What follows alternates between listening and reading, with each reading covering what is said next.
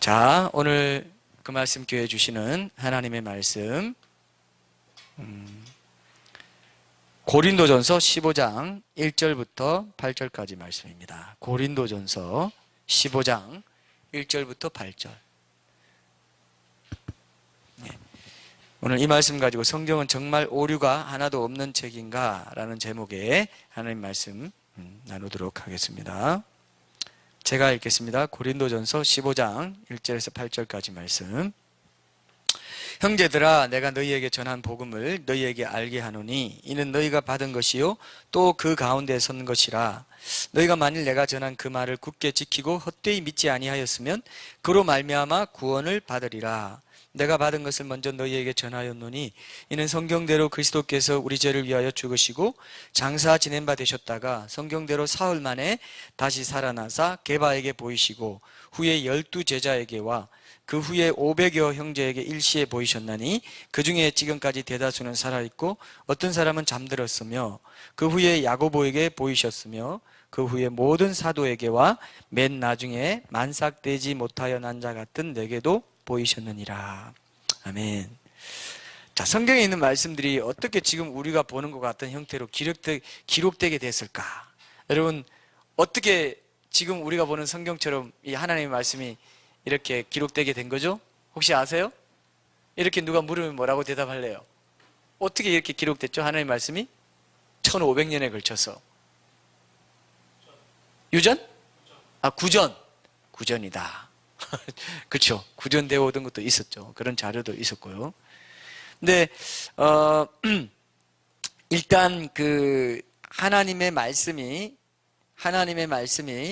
담긴 이 성경책이 자, 하나도 잘못된 정보나 지식이 없다라고 한다면, 자, 여러분 소설이나 뭐 사상서라든지 철학서라든지 어떤 책이든 간에 사람이 쓴 책은 그 안에 인간이 불완전하기 때문에 뭔가 잘못된 정보가 있을 수 있죠.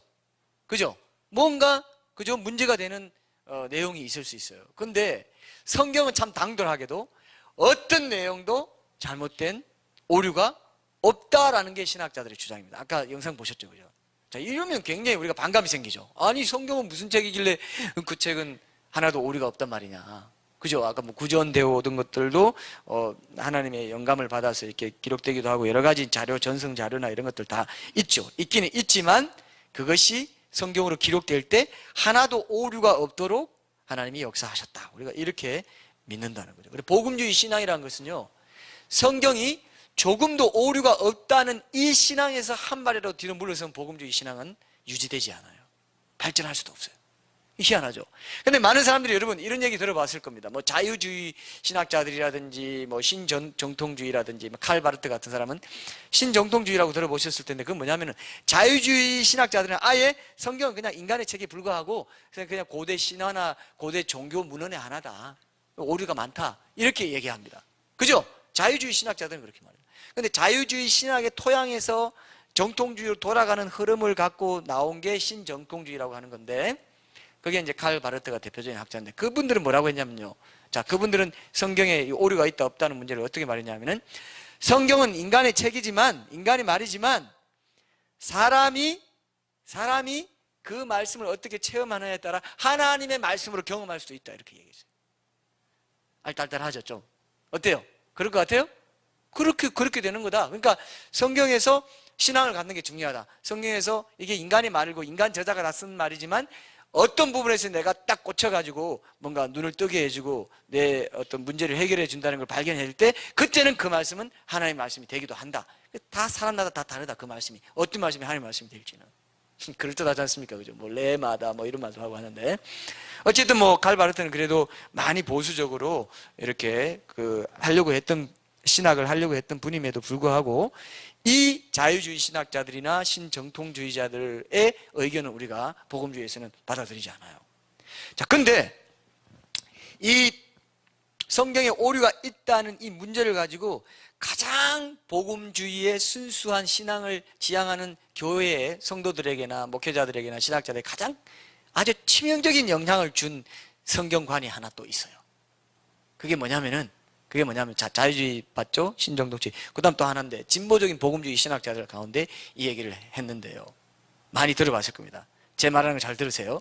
뭐냐면은 성경에 있는 내용 중에는 신앙이나 구원에 관한 진리는 오류가 하나도 없다. 그러나 역사나 과학과 관련된 그런 기록은 뭐라고요? 오류가 있을 수 있다. 실제로 오류가 있다. 오늘 우리가 그걸 한번 오류가 있다라고 말해놓은 것들을 우리가 한번 볼 겁니다. 왜 그게 오류가 없는 건지. 그런 것들을 우리가 한번 예를 들어서 보고요. 오늘은 우리가 성경은 역사나 과학이나 신앙이나 구원이나 교리와 관련된 모든 면에서 오류가 없다라는 것을 오늘 우리가 결론을 그렇게 공유하려고 합니다. 왜냐하면 여러분 신앙과 구원의 진리와 역사나 과학의 내용을 구분할 수 있느냐? 그럴 수 없습니다. 자 보세요. 신앙과 구원의 진리가 역사 속에서 이루어진 사실을 기초로 해서 신앙과 구원의 진리가 만들어지거든요. 그런데 역사나 과학이나 이런 부분에서 오류가 있다면 신앙과 구원에 대한 진리도 오류가 있어요 없어요? 오류가 있어요 없어요? 그것도 오류가 생긴다는 것입니다. 이해되십니까? 이해되세요 혹시? 어렵습니까? 안 어렵죠? 이해되셔야 됩니다. 이래야 이제 우리가 같이 진도를 나갈 수 있어요. 제 말 무슨 말인지 알겠죠? 그러니까 역사나 과학 이런 데 대한 기록은 오류가 있다. 그러나 신앙이나 구원에 대한 이런 것들은 오류가 없다. 그렇게 나눌 수가 없다는 겁니다. 왜? 역사나 과학적인 그런 내용이 같이 어우러져서 신앙과 구원의 진리가 공표되는 것이고 그게 조직되는 것이기 때문에. 이해되시죠? 그래서 그걸 나누는 것은 무의미하다 이겁니다. 오늘 우리가 예를 들어 볼 겁니다.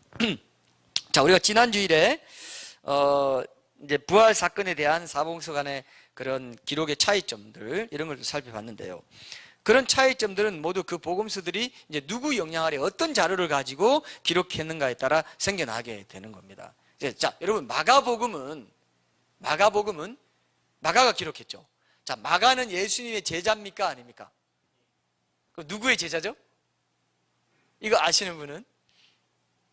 마가는 누구의 제자일까요? 마가는 베드로의 제자예요. 베드로를 딱딱딱 베드로와 그 관계도 있고 조카라고도 하고 뭐 이런 얘기가 있는데요. 베드로를 따라다녔습니다.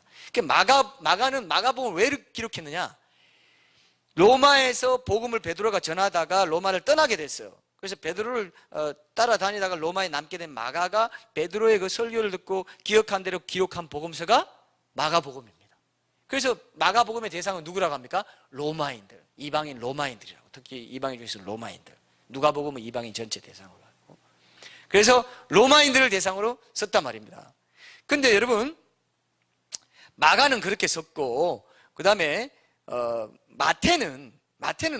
마태복음을 어떻게 썼냐면 팔레스타인 지역에서 유대인들에게 복음을 전하다가 다른 지역으로 떠나게 되었을 때 자기가 떠난 후에 공백을 메우기 위해서 마태복음을 썼어요. 자, 이해되시죠? 그죠? 그래서 마가와 마태복음에 나오는 오늘 이제 기록상의 차이를 하나 더 보면서 어떻게 성경이 기록되었는가 그걸 우리가 알아야 됩니다. 그래야 아까 제가 했던 그 아주 생생한 이제 성경에 보면은 토끼가 재새김질 한다고 되어 있어요. 근데 지금 과학이 발달한 현대 와서 봤을 때는 토끼는 새김질하지 않는 동물이다 이렇게 되어 있어요. 그러면 성경이 틀려요? 맞아요? 성경이 틀려요. 이게 어떻게 된 겁니까? 예수님이 겨자씨는 가장 작다고 그랬어요. 근데 현대 식물학에서 발전된 식물학에서 보니까 어떻게 돼요? 난초과에 속하는 그 씨 중에 가장 작은 그보다 겨자씨보다 작은 게 있다는 걸 알게 된 거예요. 그럼 어떻게 됐습니까? 성경 가짜예요? 틀려요? 맞아요? 또 틀리죠. 이게 다 과학이나 역사에서 또 이런 내용이 그런 것들을 오늘 우리가 한번 보기 전에 성경이 어떻게 하나님의 영감으로 기록됐는가를 우리가 먼저 봐야 성경을 여러분 펼칠 때마다 이 내용은 어떤 내용도 오류가 없고 잘못이 없다는 걸 우리가 확신하고 볼 때 훨씬 달라요. 그 성경 말씀이 내게 은혜 주는 게 이해되시죠? 그걸 확신해야 돼요. 오늘 우리가 그런 부분을 한번 짚고 넘어가는 시간이 됐으면 좋겠습니다. 우리가 부활사건, 부활설교 시리즈를 하면서 부활사건을 기록한 그 사복음서 간의 차이점들을 살펴보면서 이 성경의 무엇은까지도 하나님께서 같이 다루라고 하셔서 오늘 제가 조금 더 이런 부분들을 여러분과 함께 다루려고 합니다. 자, 성경에 보면은 자, 교회를 다니면서 성경을 읽어온 신자라면 베드로의 신앙 고백 다 알아요? 몰라요? 베드로의 신앙 고백 뭡니까? 주는 그리스도시요 살아계신 하나님의 아들이십니다. 그런데 마태복음 16장 16절에 보면은 베드로의 신앙 고백이 이렇게 나옵니다. 주는 그리스도시요 살아계신 하나님의 아들이시니이다. 이렇게 되어 있는데 마가복음 8장 29절에는 간단하게 주는 그리스도시니이다. 이렇게 되어 있어요. 다르죠? 이런 게 다른 거. 그러니까 역대상과 열왕기상하, 사무엘상하 이런 부분에서 같은 사건을 다르게 이렇게 묘사해 놓으면서 뭐 어떤 데는 금이 450달란트라고 했다가 또 420달란트라고 했다. 이런 것들이 나와요. 지금 복음서도 같은 사건을 얘기하면서 한 번은 여리고를 떠나실 때 소경을 고쳤다고, 한 번은 여리고 나가실 때 고쳤다고 돼 나와요. 이런 것들이 이제 실제로 이런 것들을 가지고 성경은 오류가 많다라고 자유주의 신학자나 비평적인 그런 학자들이 많이 공격해 왔기 때문에 복음주의권에서 이 대답을 다 해놨어요. 이해되시죠? 그래서 성경 볼 때 우리가 신뢰할 수 있다 이겁니다. 아, 성경은 잘못이 없다. 여러분 좀 흥미가 생깁니까? 안 생깁니까? 흥미가 안 생기시는 분들은 자가 발전하셔서 흥미를 가지십시오. 그래야 더 잘 이렇게 말씀이 들어올 겁니다. 자, 분명히 마태복음에는 주는 그리스도시요 살아계신 하나님의 아들이시니라 되어 있는데 마가복음에는 간단하게 주는 그리스도시니이다 이렇게 얘기되어 있다 이거예요. 그래서 틀리다, 성경은 통일성이 없다, 인간적인 문서에 불과하다, 뭐 이런 식으로 이제 얘기를 한 겁니다. 근데 여러분 아까 제가 말씀드렸잖아요. 교회 사가인 유세비우스의 기록에 의하면 마태복음은 이제 마태가 팔레스타인 지역에서 유대인들이 복음 전하다가 다른 지역으로 떠나게 되었을 때 자기가 떠난 후에 공백을 메우기 위해서 적었다고 했죠. 그래서 마태복음은 유대인들을 대상으로 한 복음서다 이렇게 얘기했는데 마가복음은 그죠? 베드로의 설교를 듣고 기억한 대로 기록한 복음서인데 로마에서 복음 전하다가 로마 떠나게 됐을 때 이제 베드로 설교를 기억하고 그렇게 남기게 되었다 이렇게 보죠. 네, 고맙습니다. 제가 어제 갑자기 기침 감기가 찾아왔어요. 그래서 베드로가 여러분 베드로가 설교할 때 주는 그리스도시니이다 라고도 하고 또 주는 그리스도시요 하나님의 아들이시니이다 이렇게 이제 설교를 로마에서 많이 했다는 거죠.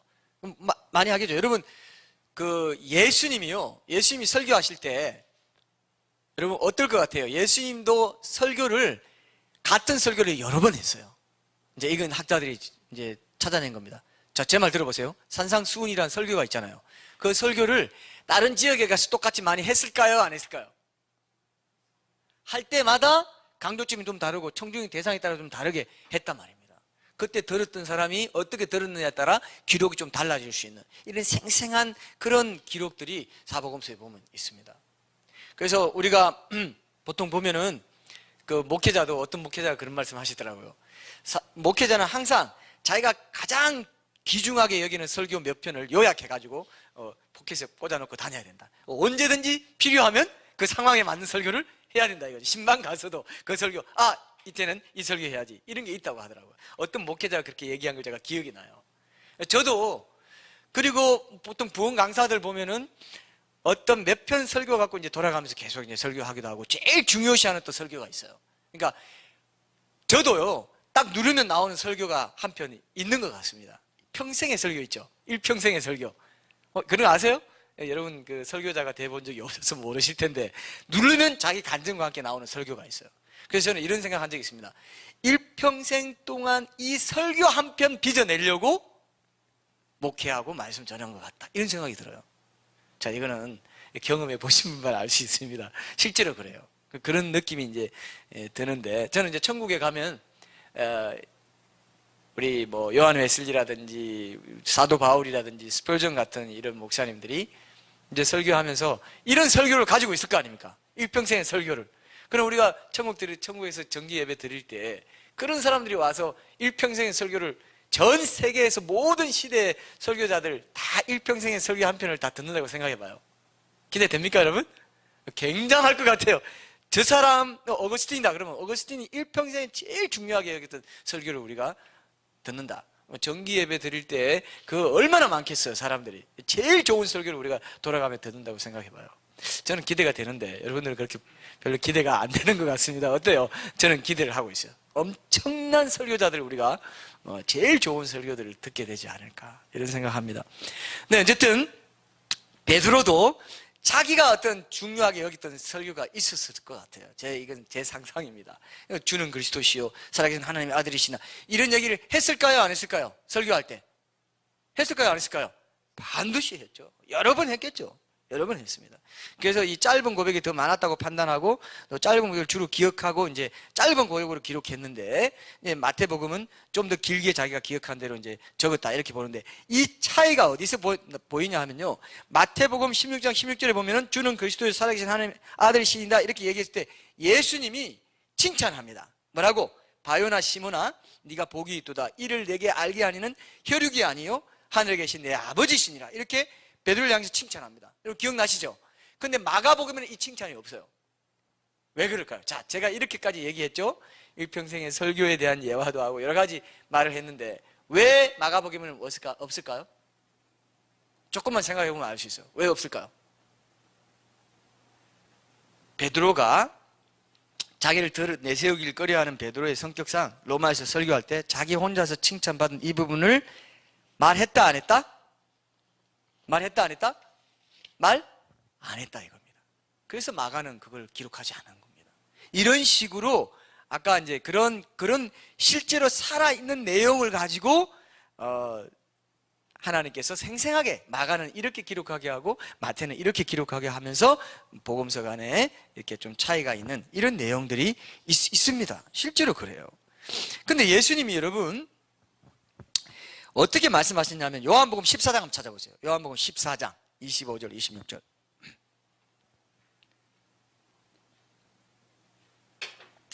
요한복음 14장 25절 26절 한번 보겠습니다. 성경이 어떻게 기록됐는지 성경이 말해주고 있어요. 여러분들이 오늘 그걸 확인하시면 절대로 흔들리지 않습니다. 아, 성경에서 성경이 온전하게 성령의 감동으로 기록됐다고 하는구나 이렇게 여러분들이 알고 계셔야 돼요.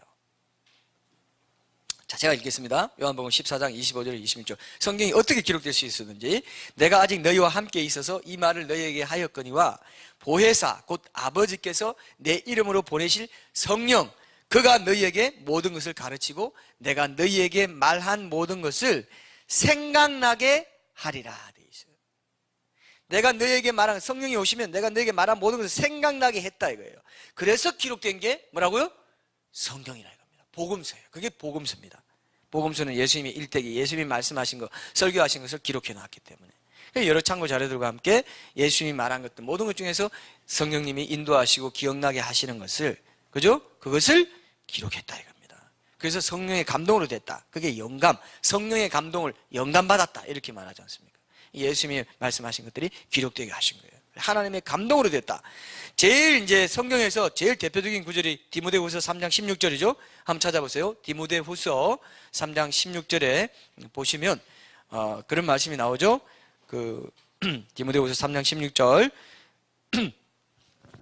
모든 성경은 하나님의 감동으로 된 것으로 교훈과 책망과 바르게 함과 의로 교육하기에 유익하니 이렇게 되어 있습니다. 이때 모든 성경을 할 때 성경은 구약 성경입니다. 구약 성경만 감동으로 됐고 그럼 신약 성경 감동된 건 뭐냐? 이것도 우리가 한번 찾아보겠습니다. 베드로 후서 1장 21절도 한번 보세요. 오늘은 한번 찾아보는 게 좀 있습니다. 우리가 평소에는 많지 않지만 오늘은 실제로 성경에서 성경을 어떻게 기록됐다고 말하고 있는지를 확인하는 게 오늘 중요한 시간이기 때문에 여러분도 아마 도움이 되리라 생각합니다. 베드로후서 1장 21절 이 보시면 예언은 언제든지 사람의 뜻으로 낸 것이 아니요 오직 성령의 감동하심을 받은 사람들이 하나님께 받아 말한 것임이라 이렇게 되어 있어요. 그죠? 하나님께 받아 말했다. 이건 굉장한 거예요. 완전하신 창조주 하나님, 오류가 하나도 없으시는 진실하신 하나님께 받아 말한 것이기 때문에 오류가 없다. 이때 예언도 구약 성경을 말합니다. 이때 예언도 구약 성경이에요. 자, 근데 우리가 조금 전에 읽었던 그 요한복음 4장 26절에 보면 예수님이 성령이 오시면 예수님이 제자들에게 말한 모든 걸 생각나게 한다 이렇게 했잖아요. 그래서 신약 성경의 내용이 성령에 기억하게 해주시는 은혜와 감동으로 기록될 것이라는 그 약속을 우리에게 주셨어요. 근데 복음서입니다. 그거는. 근데 요한복음 16장에 보면 복음서 외에 다른 신약 성경도 진리의 성령이 오시면 기록자들에게 쓸 수 있도록 알려주시고 인도하실 거다, 이렇게 말했습니다. 굉장히 중요합니다. 요한복음 16장, 아까 본 데서 16장으로 한번 가보세요. 요한복음 16장 12절 13절 말씀 제가 한번 읽어보겠습니다. 오늘은 눈으로 좀 확인을 할게요. 요한복음 16장 12절에서 13절 말씀 제가 읽어보겠습니다. 내가 아직도 너희에게 이를 것이 많으나 지금은 너희가 감당하지 못하리라. 그러나 진리의 성령이 오시면 그가 너희를 모든 진리 가운데로 인도하시리니 그가 스스로 말하지 않고 오직 들은 것을 말하며 장래 일을 너희에게 알리시리라, 이렇게 되어 있어요. 자, 여기서 학자들이 발견해냈는데요, 들은 것이 뭐냐? 사도행전과 서신서다, 이렇게 봤습니다. 성령의 감동으로 들은 것을 그 사도들에게 얘기해 줬다, 알게 해주셨다, 알려주셨습니다. 이거 굉장히 중요한 겁니다. 성경이 기록될 때의 계시는 지금 뭐 사람들이 감동받아서 방언하고 방언 통변하고 예언하고 뭐 이런 거와는 차원이 다른 거예요. 완전히 그건 차원이 다른 그런 계시의 은혜가 있었다, 이렇게 성령의 역사가 있었다, 이렇게 봅니다. 장래일은 요한계시록의 예언이다, 이렇게 봅니다. 학자들이 이걸 이제 다 추려가지고 예수님이 친히 복음서에 있는 말씀, 서신서와 사도행전에 있는 말씀, 그리고 장래일 요한계시록까지 이렇게 성령을 통해서 기록될 것이라고 약속했다는 것입니다. 굉장히 중요하죠.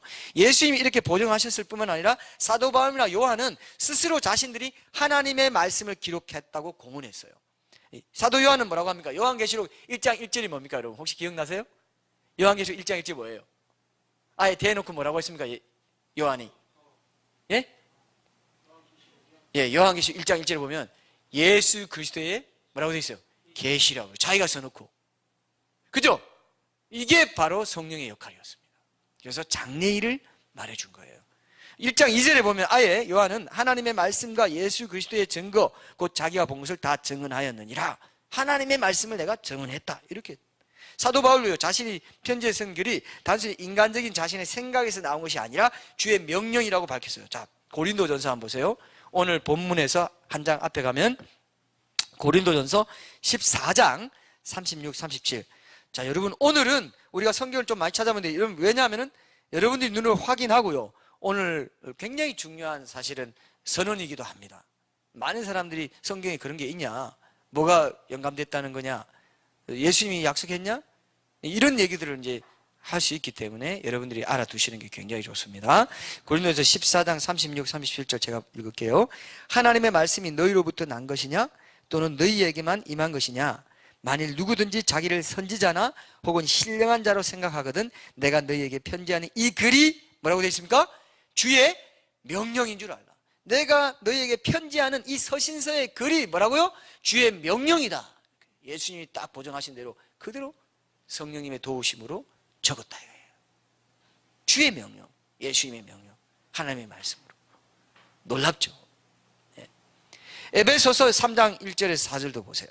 에베소서 3장 1절 4절도 보면은 우리가 그냥 읽고 지나가면은 이게 그 말인지 우리가 모르기 쉬운데, 오늘 이 주제로 다룰 때 이걸 확인하시면 성경이 한자 하나하나가, 한 단어 한 단어가, 한 구절 한 구절이 다 하나님의 말씀이라는 걸 우리가 확신할 수 있습니다. 굉장히 중요한 겁니다. 성경이 하나님의 말씀이라는 확신 없이는 구원도 성화도 우리가 천국 지옥이 갈리는 모든 그 영역에서도 이 좁은 생명의 길을 걸어갈 수가 없어요. 에베소서 3장 1절 4절 제가 읽어볼게요. 이러므로 그리스도 예수의 일로 너희 이방인을 위하여 갇힌 자 된 나 바울이 말하거니와 너희를 위하여 내게 주신 하나님의 그 은혜의 경륜을 너희가 들었을 터이라. 곧 계시로 내게 비밀을 알게 하신 것은 내가 먼저 간단히 기록함과 같으니 그것을 읽으면 내가 그리스도의 비밀을 깨달은 것을 너희가 알 수 있으리라. 계시로 뭐라고 했습니까? 내게 비밀을 알게 하셨다. 그리고 기록했다. 그게 서신서다 이겁니다. 그러면 우리가 지금 사도 바울이 쓴 서신서를 읽을 때 사도 바울이 직접 하나님께로부터 계시로 알게 해주신 것을 우리도 알 수 있어요, 없어요? 우리도 알 수 있다 이겁니다. 어느 날 그냥 땅에 뚝 떨어진 게 아닙니다. 어느 날 하늘에서 땅에 뚝 떨어진 게 서신서가 아니고 모든 면에서 성령님이 감동 주시고 계시로 알게 해주신 것을 기록되게 해가지고 그것이 오늘날 우리에게 성경책으로 해서 우리가 읽을 때 그 계시를 우리도 알 수 있도록 해주시다. 그리고 성령의 조명하심이 지금도 우리에게 있지 않습니까? 성령님이 기록하게 하신 책은 성령님의 조명하심을 통해서만 알 수 있다 이거예요. 그죠? 그래서 인간적으로 알 수 있는 게 아니라 성령의 조명하심을 통해서 우리가 사도 바울이 받았던 그 비밀들을 깨우치게 된다. 이렇게 보시면 정확할 겁니다. 그리고 우리가 쉽게 말하면 로마서나 에베소서 같은 주옥 같은 서신들, 직접적인 하나님의 감동을 받아서 기록되어 가지고 지금 성경책 속에 들어있는 거예요. 귀합니까? 안 귀합니까? 굉장히 귀한 거죠. 계시로 내게 비밀을 알게 해주신 것을 그대로 적었다. 내 인간적인 생각이나 사상을, 감정을, 느낌을 적은 게 아니다 이겁니다. 굉장히 중요합니다. 그래서 영감 받았다는 게 이게 숨을 불어넣다는 뜻이에요. 인스피레이션이 영감 받았다는 게 숨을 직접 불어넣었다. 이 굉장히 중요합니다. 그래서 우리가 영감의 성격에서 우리가 뭐 축자 영감, 유기적 영감 이런 말 하잖아요. 영감, 성령으로 감동을 되었다, 감동 받았다 할 때 그 뭐냐면은 성경의 이 영감의 성격은 유기적인 영감입니다. 그래서 베드로가 만약에 베드로 전후서를 적었다 하면은 어떤 신학자는 그런 재밌는 표현을 하더라고요. 베드로 전후서를 보면은 왠지 생선 비린내가 나는 것 같다. 이렇게 표현했어요. 왜 그럴까요? 베드로의 그 지식과 문체와 스타일과 개성 이런 것들이 드러나 있다 이거예요. 그래서 베드로 전후서를 보면 그렇게 이제 신학자들 그렇게 느끼는 거죠. 사도 바울은 어떻습니까, 여러분? 사도 바울은 굉장히 논리적이고 지성적이고 치밀하게 쓰는 스타일이에요. 예수님은 어때요? 예수님 포스트 모던 1시대에 맞는 분이에요. 예를 들고 뭐 하늘 위에 새를 보라 하면서 되게 그 당시에 농경사회, 농업 유목민들 그런 일상생활에 맞는 비유로 쫙 하시잖아요. 굉장히 근데 사도 바울에게는 그런 면이 있어요, 없어요? 사도 바울의 성격이 뭡니까? 스타일이 굉장히 논리적이고 굉장히 치밀하게 이렇게 따져 들어가는 그런 스타일인 거예요. 좀 변정적이죠, 어떻게 보면 사도 바울이. 그죠? 우리는 예수님과 사도 바울을 잘 이렇게 섞어서 해야 된다 이렇게 생각하는데 예수님이 훨씬 더 시대를 초월한 그런 어떤 스타일을 갖고 계셨다 이렇게 생각해야 돼요. 근데 사도 바울처럼 그러나 그런 걸 또 잘 조직해서 신학을 전해줘야 될 의무가 있었기 때문에 그 계시를 예수님이 왜 그렇게 사시고 왜 십자가에 돌아가시고 왜 부활하셨는지를 사도 바울 같은 사람이 또 치밀하게 써줘야 되죠. 그래서 신학은 기독교 신학은 사도 바울에게서 완성된 거예요. 사도 바울의 신학이라고도 말합니다. 예수님과 좀 달라 보이는 말씀도 있을 정도예요. 그러나 사도 바울과 예수님은 똑같은 말을 했고 야고보도 똑같은 말이죠. 행함 있는 믿음. 사도 바울은 뭐라고 했습니까? 믿음, 오직 믿음으로 구원받는다 했고 야고보는 뭐라고 했어요? 야고보는 믿음으로만 아니다. 행함으로 의롭다만 갖고 믿음으로만 아니다 그랬어요. 근데 예수님 마태복음에서는 계속 행함이 중요하다고 얘기했어요. 열매가 없으면 안 된다. 그리고 영생과 영벌이 나뉘는 그 기준도 이 내 형제 중 지극히 작은 자 하나에게 어떻게 행했느냐에 따라 결정된다 이렇게 얘기했어요. 근데 사도 바울과 이게 다 다른 것 같지만 전반적으로 구약까지 다 연결해서 보면 행함 있는 믿음이 굉장히 중요하다. 그저 그냥 교회만 왔다 갔다 한다고 되는 게 아니라 정말 내가 말씀에 순종하는 삶, 성령의 인도하심과 성령의 능력과 지혜를 통해서 인도하심에 순종하는 삶이 구원에 굉장히 중요하다는 걸 알 수 있어요. 그죠? 그래서 우리가 깨어 있어야 되는 거죠. 끝까지 깨어 있어야 되는 거예요. 이걸 오해하시면 수많은 사람들이 천국 갈 줄 알고 눈 딱 감고 죽었는데 가보니까 지옥인 경우가 있을 수 있어요. 왜? 그래서 주여 주여 우리가 주의 이름을 선지자 노릇하며 이 사람들은 이 땅에 있을 때는 자기가 진실한 교사로 착각했던 사람들이에요. 그죠? 까지 보니까 아니니까 주여 주여 우리가 주의 이름을 선지자 노릇하고 이렇게 많이 했는데 우리가 왜 여기 있습니까? 불법을 행하는 자들아. 성경에는 그렇게 돼 있지 않은데 네가 네 마음대로 믿었네. 이렇게 된다 이겁니다. 성경은 전체적으로 그걸 말하고 있다는 걸 우리가 알 수 있죠. 그래서 유기적인 영감이고 그건 영감의 성격입니다. 그 개성과 이런 걸 다 사용해서 적게 했고요. 범위는 뭐냐면 축자적이에요. 예수님이 여러분 마태복음 5장 18절에 보면 이런 말 했죠. 천지가 없어지기 전에는 율법의 1.1획이라도 없어지지 않고 다 이루게 된다 그랬어요. 왜 1.1획이라고 했을까요?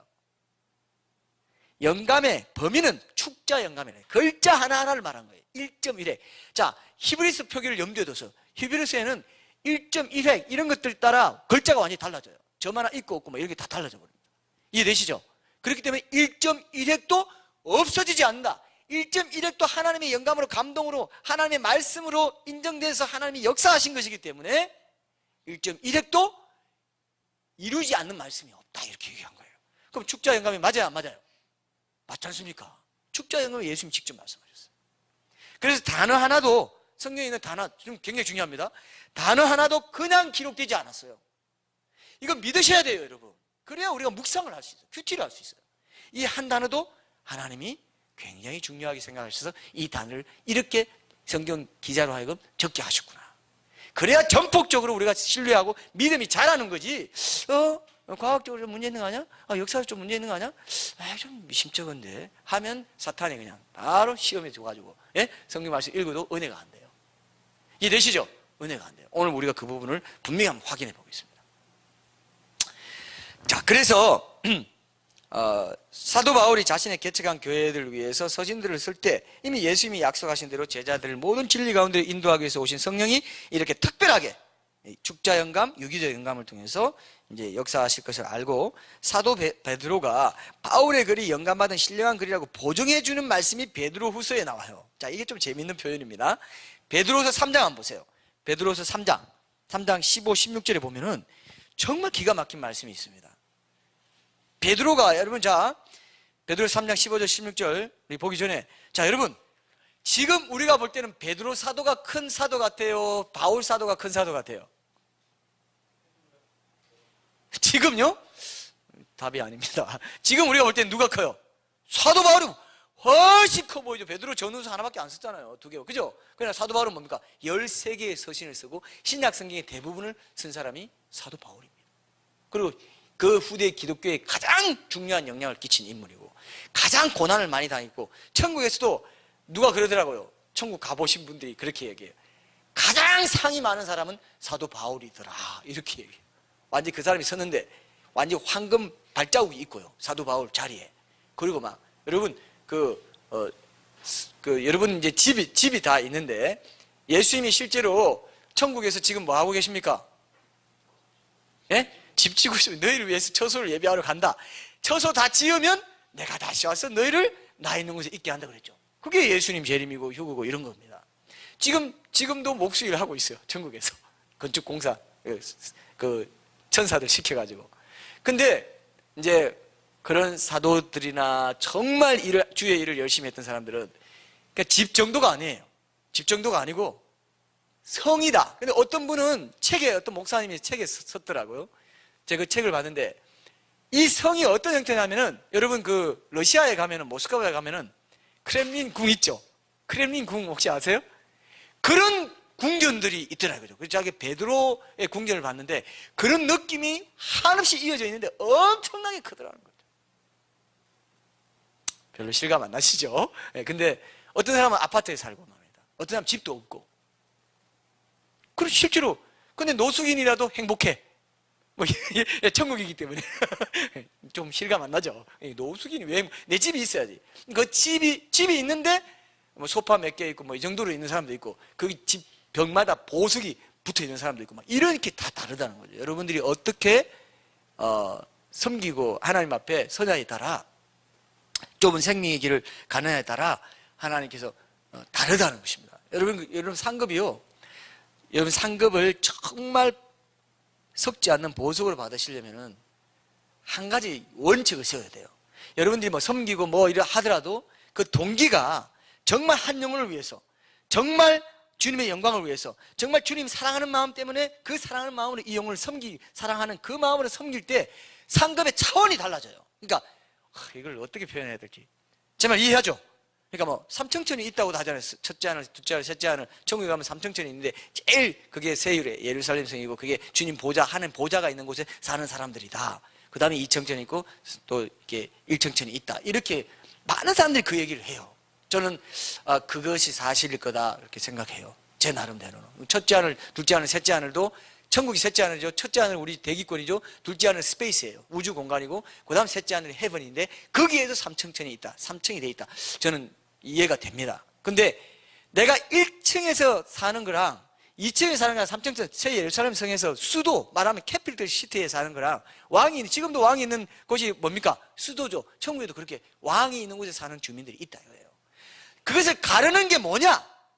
제 말 잘 들으세요.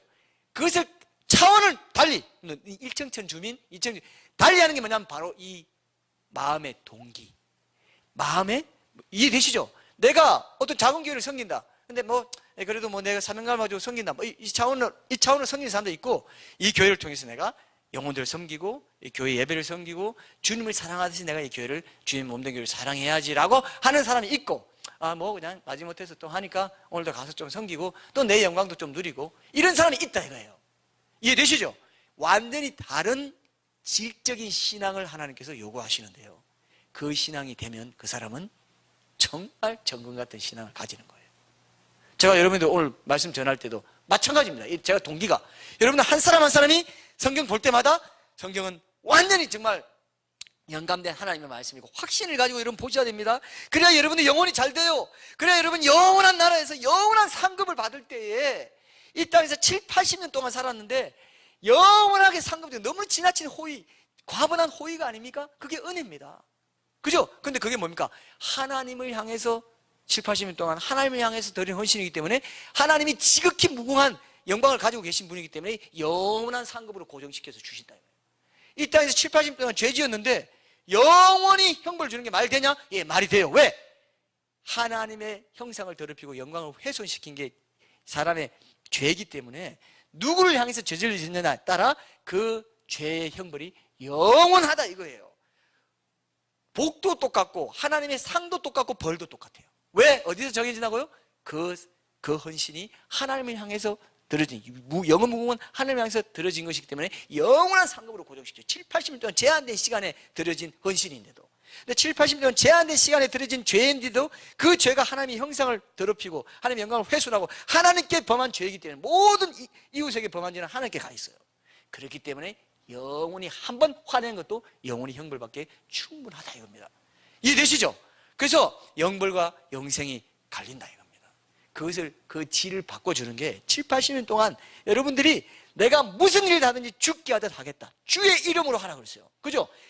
주 예수의 이름으로 하라 그랬어요. 죽게 하듯 합니다. 그 사람이 1청천, 2청, 3청을 바꿔버려요. 그 질적인 헌신이. 이해됩니까? 일 많이 한다고 절대로 좋은 데 가는 게 아니에요. 좋은 상급 받는 게 아니에요. 얼마든지 자기 영광을 위해서 일하는 사람 굉장히 많습니다. 정말 이해되시죠? 하나님은 그 은밀한 동기를 보세요. 그래서 그 질적인 헌신을 통해서 완전히 다르게 상을 주십니다. 믿습니까 이거? 저도 그걸 늘 생각해요. 내가 이것을 이 땅에서 내가 영광 누리는 것이 아니다. 작고 그런 부분일지라도, 아무도 안 보는 그런 부분일지라도 죽게 하듯 해야지. 그럴 때 하나님이 엄청 기뻐하십니다. 상을 쏟아 부어주세요. 믿습니까 이거? 이럴 때 여러분이 차원이 달라지는 신앙을 경험하게 되는 거예요. 항상 기뻐할 수 있습니다. 범사에 감사할 수 있고요, 쉬지 않고 기도할 수 있어요. 이것이 그리스도 예수 안에서 늘 향해서 하나님의 뜻이다. 하나님 뜻대로 사는 그 삶을 산 사람이 영원한 상급을 받는 그 자리에서 가장 높은 정말 영광의 자리, 하나님의 보좌에 같이 앉게 돼요. 하나님의 보좌에 이기는 자는 내가 이기고 아버지 보좌에 함께 앉는 것처럼 내 보좌에 함께 앉게 해주겠다. 이러면 딱 하면 왕권에 속한 사람들이 있습니다. 왕권에 참여한 자들이 있어요. 보좌에 앉아 있어요. 근데 그냥 걸어다니는 사람들이 있어요. 왕권에 참여한 자들이 돼야 됩니다. 맞습니까 여러분? 되고 싶어요? 되고 싶어요? 7, 80년 동안에 매일매일이 그 상을 쌓는 시간이 돼야 되는 거예요. 허무하게 보내면 안 됩니다. 절대로. 영원히 고정돼서 나중에 천국 갔다가 상이 마음에 안 든다고 다시 지상으로 내려올 수 있어요? 없어요? 없습니다. 그것도 기억하시고 그렇게 여러분들이 섬겨주시기를 바랍니다. 어쨌든 그 사도 바울이 그렇게 많은 상을 받은 사람이라 할 만큼 그런 사람인데, 여기 보면은 당시 초대교회 당시에는요, 베드로 사도가 최고예요. 제일 권위 있고, 왜? 예수님이 수제자야. 그리고 그 초대교회를 다 그 3,000명에게 설교해가지고 회심자들 모으고 그랬죠. 그죠? 사도행전을 보면 제일 권위 있는 사람 누구라고요? 베드로였어요. 근데 베드로가 사도 바울이 쓴 편지를 가지고 이건 성경이라고 얘기해 준 거예요. 그게 이 본문 말씀입니다. 그래서 가톨릭은 초대 교황이 누굽니까? 베드로입니다. 피터. 반석이라는 뜻이잖아요. 개바. 자, 한번 봅시다. 3장 15절 16절 제가 읽어볼게요. 베드로 후서 3장 15, 16절 또 우리 주의 오래 참으심이 구원이 될 줄로 여기라. 우리가 사랑하는 형제 바울도 그 받은 지혜대로 너희에게 이같이 썼고 또 그 모든 편지에도 이런 일에 관하여 말하였으되 그중에 알기 어려운 것이 들어있으니 무식한 자들과 굳세지 못한 자들이 다른 성경과 같이 그것도 억지로 풀다가 스스로 멸망에 이르느니라. 자, 여기 보면 다른 성경과 같이라고 있어요. 그럼 이것도 성경이란 말입니까? 아닙니까? 사도 바울의 편지도 성경이란 말입니까? 아닙니까? 성경이란 말이에요. 다른 성경과 같이 억지로 풀다가 가니까 조심해라. 사도 바울의 편지는 성경이야. 구약 성경과 똑같은, 이때는 성경이 구약 성경이야. 구약 성경과 신약 성경 동등하게 놔버렸다. 그래서 사도 바울을 추인해 준 겁니까? 안 해준 겁니까? 사도 바울을 승인해 준 거예요. 사도 바울의 글은 다른 구약 성경과 동등한 권위를 가지고 있어. 주께서 주신 계시야. 이렇게 사도 바울을 주께서 세워줬습니다. 베드로후서 3장 1, 2절에도 보면은 이미 사도들이 쓴 신약 성경이 선지자들이 쓴 구약 성경과 동등한 하나님의 말씀의 권위를 가진다고 얘기했어요. 베드로후서 뒤에 보세요. 베드로후서 3장 1, 2절 위에 3장 1, 2절 보면은 사랑하는 자들아 내가 이제 이 둘째 편지를 너희에게 쓰노니 이 두 편지로 너희의 진실한 마음을 일깨워 생각나게 하여 곧 거룩한 선지자들이 예언한 말씀과 주 대신 구주께서 너희의 사도들로 말미암아 명하신 것을 기억하게 하려 하노라. 자, 여기 보세요. 거룩한 선지자들이 예언한 말씀 구약 성경입니다. 주 대신 구주께서 너희의 사도들로 말미암아 명하신 것 뭐예요? 신약 성경입니다. 이 구약 성경, 신약 성경이 다 영감됐고 주의 말씀이라고 분명히 성경에 나와 있어요. 사람들이 건성으로 어디 지나가는 거죠. 성경이 다 되어 있습니다. 이거는 주의 명령, 주의 계시, 다른 성경과 같이 권위 있는 말씀 다 얘기가 되어 있습니다. 이미 성경에는. 자, 그리고 오늘 우리 본문에 나오는 대로 본문 한번 보세요. 오늘 우리 본문에 고린도서 15장 1, 2절에 보면은 거기 보면은 제가 읽어볼게요. 형제들아 내가 너희에게 전한 복음을 너희에게 알게 하노니 이는 너희가 받은 것이요 또 그 가운데 선 것이라.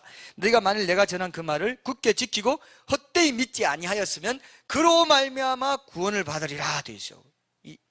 사도 바울 자신도 자기의 글이 하나님의 복음이다. 내 말이 아니고 내 생각이 아니다. 하나님의 복음. 그 말씀 굳게 지키고 헛되이 믿지 않으면 그로 말미암아 구원을 받는다.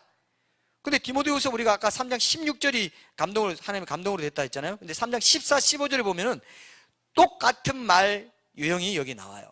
여기 구원에 이르는 지혜가 있다고 그럽니다. 자, 디모데후서 3장 14, 15절 제가 한번 읽어볼게요. 그러나 너는 배우고 확신한 일에 거하라. 너는 네가 누구에게서 배운 것을 알며 또 어려서부터 성경을 알았나니 성경은 능히 너로 하여금 그리스도 예수 안에 있는 믿음으로 말미암아 구원에 이르는 지혜가 있게 하느니라. 그로 말미암아 구원을 받아. 오늘 본문에 그로 말미암아 구원을 받는다. 자기가 전한 복음이 하나님의 말씀, 하나님의 복음이고 구원의 복음이다. 이렇게 연결지어서 얘기하고 있어요. 자, 이렇게 함에도 불구하고 역사적으로 성경이 하나님의 영광으로 기록되었다기보다는 인간들이 쓰는 책이 불과하다. 이런 반박이 많았는데 아까 제가 몇 가지 얘기했잖아요. 그 부분 오늘 몇 가지만 하고 결론을 맺겠습니다. 겨자씨를 제가 아까 얘기했잖아요. 겨자씨를 보면은 마태복음 13장 한번 보세요. 마태복음 13장 요 몇 가지 예만 들고 이제 끝낼게요. 13장 31절 32절 지금 따라오고 계시죠? 무슨 말인지 알죠? 그죠? 이런 것들을 확인할 때 여러분들이 확신이 더 생길 겁니다.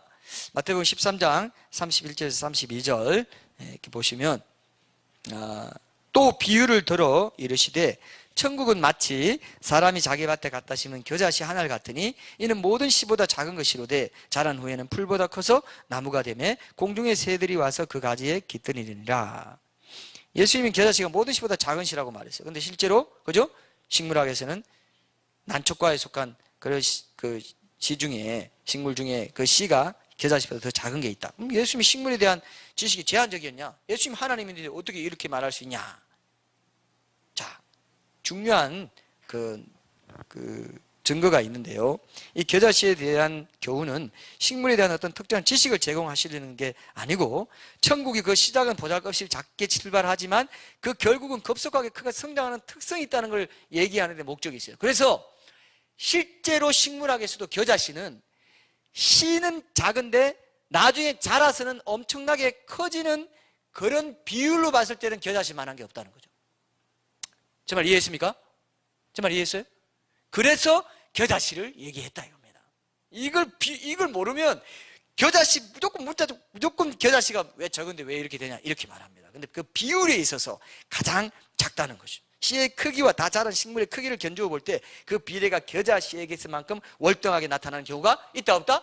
없다 이겁니다. 그래서 겨자씨가 제일 작고, 또 경작하는데 사용된 씨로서는 실제로 겨자씨가 제일 작아요. 뿌려서 이렇게 하는, 뿌려서 경작하는데. 그래서 지금 팔레스타인에서는 실제로 정원에 심는 씨 중에서 일반적으로 겨자씨가 제일 작다 이렇게 돼 있고, 팔레스타인에서 그보다 더 작은 난초과의 식물이 팔레스타인에서 경작됐다는 기록이 없다 이렇게 되어 있습니다. 그래서 이거는 충분히 예수님이 이렇게 말할 수 있고, 또 당시 랍비적 사상으로 겨자씨는 가장 작은 것을 위한 격언에 사용되었다고 합니다. 그래서 당시 유대인들이 사물이 매우 작을 때 겨자씨처럼 작다 이런 관용적인 표현을 썼어요. 예수님도 어떻게 했습니까? 누가복음 17장 6절에 보면은 예수님 제자들에게 너에게 겨자씨 한 알만한 믿음이 있었더라면, 그렇게 말했죠. 그게 관용적으로 쓰였다는 거죠. 문학적인 표현이기도 하면서 이렇게 쓰였기 때문에 그렇게 쓴 거지, 그걸 갖고 이제 틀렸다 이렇게 말할 수 없다는 거죠. 충분히 그 맥락이 맞다는 겁니다. 자, 이런 것 중에 하나가 또 뭐냐면요, 만약 성경에 이런 기록이 있어요. 성경에 지동설이 아니라 천동설을 주장하는 것 같은 말씀이 있어요. 그게 뭐냐면 한번 보시죠. 시편 19편 보세요. 시편 19편 5절 6절에 보세요. 해의 활동에 대한 말씀이 있는데, 여기 보면은 야 이건 뭐야, 성경은 완전히 그냥 무식하네, 과학으로 봤을 때 우리가 지동설인데 천동설 주장한 것처럼 돼 있다 이렇게 말할 수 있습니다. 시편 19편 5절에서 6절에 보면은 해는 그의 신방에서 나오는 신랑과 같고 그의 길을 달리기 기뻐하는 장사 같아서 하늘 이 끝에서 나와서 하늘 저 끝까지 운행하며 그의 열기에서 피할 자가 없도다. 자, 해가 하늘 이 끝에서 나와서 하늘 저 끝까지 운행해요 안 해요? 운행해요 안 해요? 지구가 움직이는 거죠. 해가 그렇게 운행하는 게 아니죠. 지구가 움직이는 건데 왜 성경에는 해가 움직인다고 돼 있냐, 해가 뜨고 지고, 다른 데 보면 해가 떴다 졌다 이런 말 표현도 있고 한데 이거 잘못된 거 아니냐 이렇게 말하는 거에 대해서 여러분 어떻게 생각하세요? 이게 바로 그 당시에, 그죠? 관용적으로 문학적으로 그 사람들이 알아들을 수 있도록 시적인 묘사. 그래서 성경에 이렇게 구분하는 학자들도 있어요. 성경의 표현과 진술을 잘 봐야 된다. 표현은 어떤 진술은 진리 주장이다, 뭐 하나님은 사랑이시다, 예수는 그리스도다, 이런 진술에 대한 거는 틀린 게 없고, 성경의 표현은 그 당시 사람들이 알아들을 수 있도록 문학적으로 관용적으로 표현하는 경우가 있는데, 그것을 과학적으로 들이대 가지고 여러분 이렇게 시를 쓰는데, 만약에 해는 원래 가만히 있는데 23.5도 기울어지는 지구가 사실 그 해 주변을 돌아서 지구에서 볼 때는 해가 뜨고 지는 것처럼 보이니, 이렇게 시편에 기록되어 있으면 돼요 안 돼요? 돼요 안 돼요? 안 된다 이거예요. 그러니까 표현과 진술이 다르다 이겁니다. 진술로 진짜로 하나님께서 진술할 때는 확실히 틀린 게 없어요. 근데 표현할 때는 그 당시 사람들이 알아듣도록 이렇게 표현하는 경우가 있다. 이걸 구분하라 이렇게 좀 주장하는 신학자들도 있습니다. 자, 토끼의 책임질 한번 볼게요. 토끼의 책임질은 레위기 11장 6절에 있어요. 여러분 뭐 먹지 말라 먹으라 하는 동물 중에 책임질하고 굽이 갈라지는 거, 이런 거 들어보셨죠? 그건 영적으로 뭘까요? 책임질 하는 거 먹고 굽이 갈라진 거 먹어라 이렇게 돼 있어요. 그죠? 책임질하는 거 왜 그렇게 했을까요? 하나님의 말씀 묵상하는 거, 되새기고 책임질하고 되새김질하는 그런 것들을 영적으로 가르치고요. 굽이 갈라진 거는 왜일까요? 세상에서 구별된 삶을 살아라 이겁니다. 그래서 이런 동물을 얘기할 때도 성도의 내적인 성결을 가르치기 위해서 책임질하는 거, 그 굽이 갈라진 거. 그래서 굽이 갈라진 보통 대책임질하는 반추 동물로는 기린, 여러분 기린 보면 어때요? 동물원 가면 항상 뭔가 뭐 혼자 뭐 하고 있죠. 반추라고 하죠. 대책임질해요. 그래서 이게 위가 3개에서 5개 정도 있어요. 방이, 그렇게 위에 방이 있어요. 그래서 그걸 넣었다가 이렇게 빼서 다시 하고 이렇게 해요. 그게 누구냐면 낙타도 있고요, 사슴도 있고요, 소, 양, 염소는 다 그래요. 그래서 제가 염소 옛날에 어릴 때 목장, 우리 아버님 목장 갔을 때 염소를 보면 항상 뭔가 돌리고 있어요. 그래서 내가 그거 볼 때마다 여기 막 이런 침 같은 거 나오고 해서 아이 더럽다, 쟤는 왜 저러냐, 아니 다 줬는데 왜 또 저기서 저 혼자 저렇게 하고 있냐, 난 늘 그게 궁금했거든요. 근데 반추동물이야, 반추동물. 제가 뭐라고 했습니까? 대책임질하는 건 누구라고요? 기린, 사슴, 낙타, 소, 양, 염소. 그래서 위에 3개에서 5개 방이 있어요. 근데 토끼는요 위가 하나밖에 없어요. 반추동물이 아니에요. 이거 어떻게 된 겁니까? 외우기 틀렸네? 외우기 틀렸네? 제가 이 틀렸네 하는 거는 틀렸다는 겁니까? 뭐가 있다는 겁니까? 완전히 있다는 거죠. 자, 대책임자는 왜 이 책임지라는 동물애가 표현했을까? 이걸 봐야 돼요. 토끼가 식물을 섭취하지 않는 동안에도 학자들은 발견했어요. 반추동물처럼 이렇게 비슷한 책임지라는 모습을 취하고 있다는 걸 토끼 사육하는 사람들 다 알고 있어요. 그 토끼 알죠? 그런 게 있잖아요. 뭔가 이게 그 턱 움직임이나 이게 철저히 씹는 거 이런 거 보면은 히브리인들이 볼 때 대책임질 하는 것처럼 보이기 때문에 대책임질 하나 굽이 갈라지지 않아서 부정하니 먹지 말라 이렇게 했다는 거죠. 우리가 볼 때 대책임질 하는 것처럼 보이기 때문에 사냥해가지고 먹을 수 있는데 대책임질 하지만 굽이 갈라지지 않으니까 부정하다라고 미리 경고를 했다 이렇게 봅니다.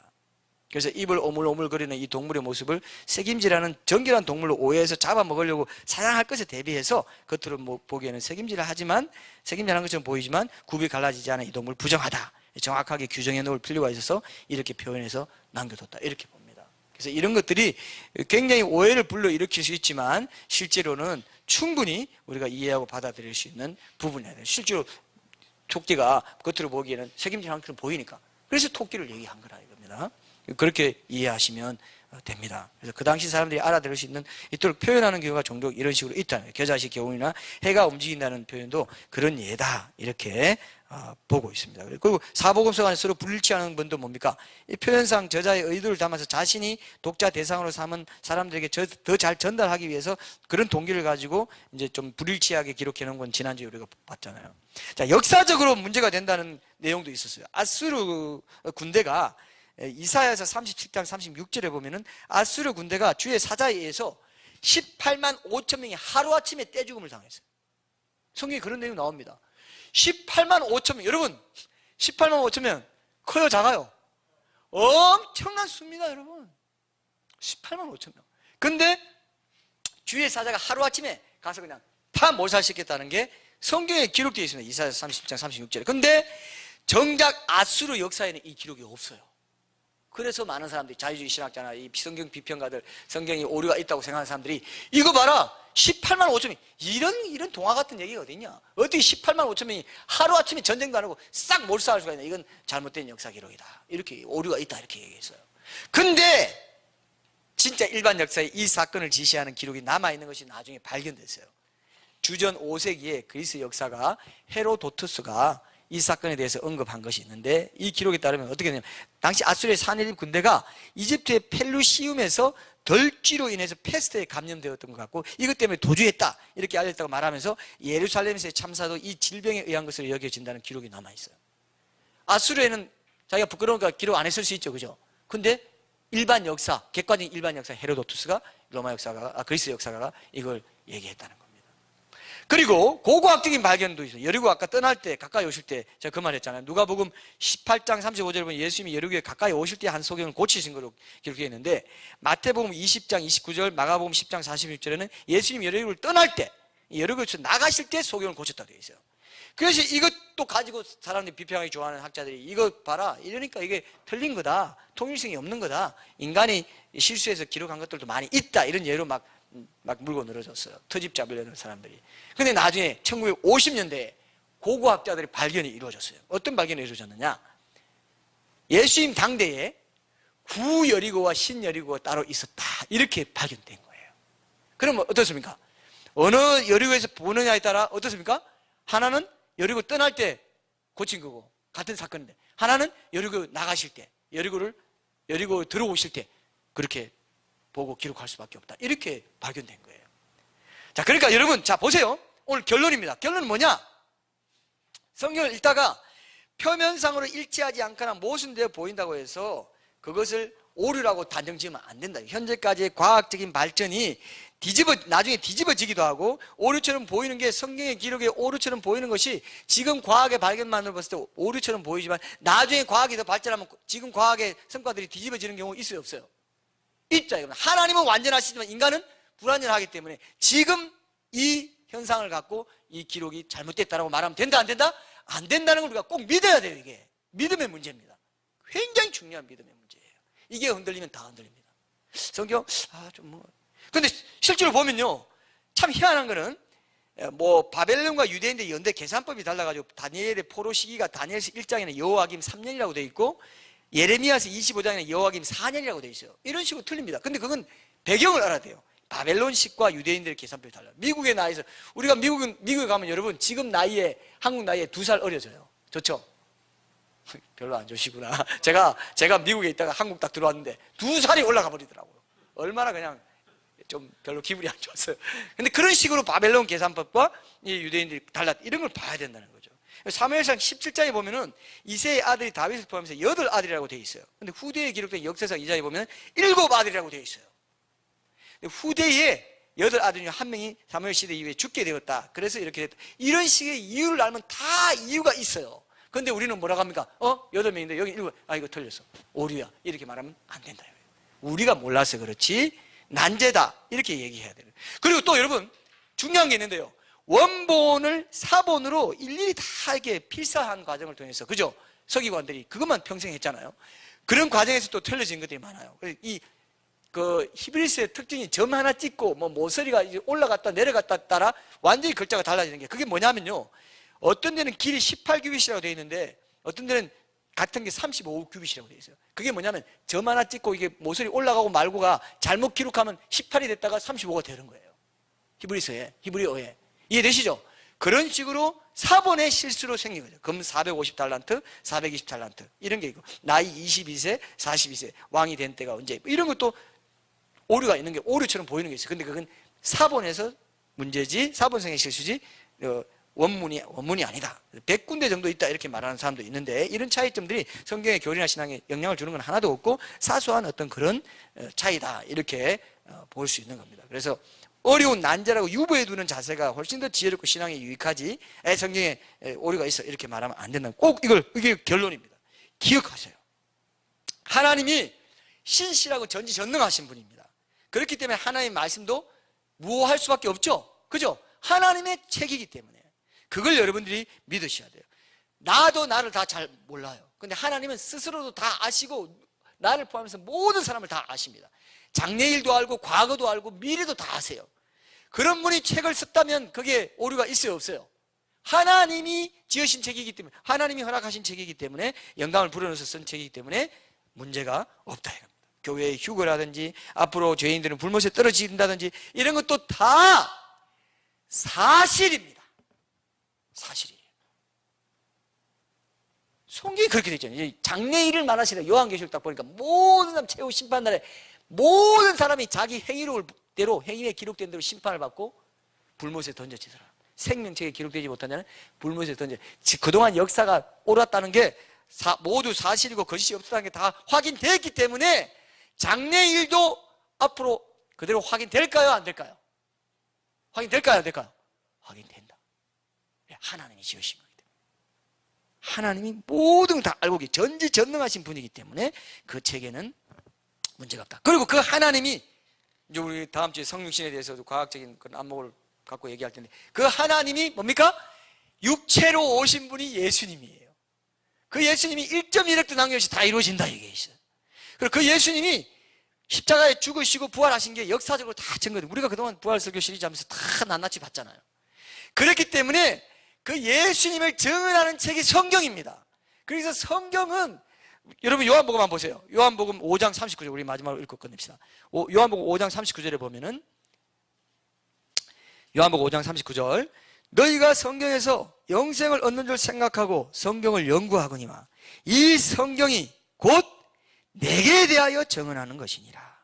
이 땅에 사셨고 역사적인 존재였고 실존 인물이었다는 것이 확실하기 때문에 그 성경 자체가 예수님이라는 그 진실한 분을 증언하고 있기 때문에 그 성경은 전부 다가 진실한 책일 수밖에 없어요. 예수님도 직접 오셔가지고 성경에 기록된 아담과 하와 이야기, 창세기, 창조 이야기, 가인과 아벨 이야기, 노아 홍수, 소돔과 고모라, 요나의 기적, 이거 다 사실이라고 인정하셨어요.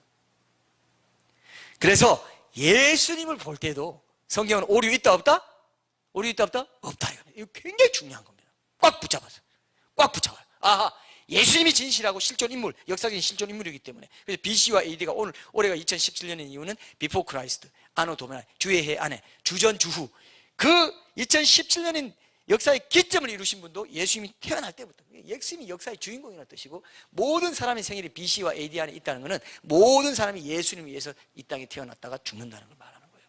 엄청난 진리가 있습니다, 여러분. 예수님이요. 우리가 성탄주일에 성신에 대해서 얘기하면서 예수님에 대해서 우리가 선포하고 예수님을 우리가 오해하는 게 뭔지 같이 하면서 성신과 동료상에서도 과학적으로 우리가 함께 볼 텐데 여러분 꼭 이웃들 많이 모셔오십시오. 그래서 그분들이 눈을 뜨고 아하 다른 부처라든지 뭐 아모햇이라든지 뭐 유교라든지 힌두교 이건 역사적인 종교가 아니구나. 이것만이 유일하게 서양사 자체가 교회사고 이것만이 유일하게 내가 온전히 믿어야 될 창조주 하나님의 진리구나. 이거를 여러분들이 깨닫게 된다면 얼마나 좋겠어요. 얼마나 그게 기쁨이 넘치겠습니까? 그걸로 우리가 이 남은 때를 주님 다시 오시길 기다리면서 이 복된 생명의 좁은 길을 걸어갈 수 있다는 게 얼마나 좋아요. 그죠? 그 희망을 가지고 우리가 다음 주에 우리 이웃들을 모셔오시고 여러분들도 이 시대에 살아있는 성경이 여러분들이 돼야 돼요. 성경이 예수님을 정언했다면 우리도 살아있는 성경에 대해서 우리의 삶이 성경이 무하구나. 좋네. 진실한 책이구나. 그럼 우리도 예수님의 증인이 되어야 되기 때문에 우리도 살아있는 성경에 대해서 예수님을 정말 우리의 진실한 삶을 통해서 증언해야 돼요. 그죠? 그렇게 적용하신다면 오늘 이 말씀을 통해서 여러분들이 분명히 하나님께 주시는 메시지가 있으리라고 생각합니다. 읽을 때마다 한 구절 한 구절 한 단어 가슴에 새기듯이 소중하게 하나님의 말씀으로 하나님의 명령으로 순종하여 듣고 내 삶 속에서 실천하고 적용하면서 주님의 증인이 되는 복된 삶을 살아가시기 바랍니다. 우리 찬양하고 결단할 시간 갖겠습니다. 오늘 제가 조금 길게 했습니다.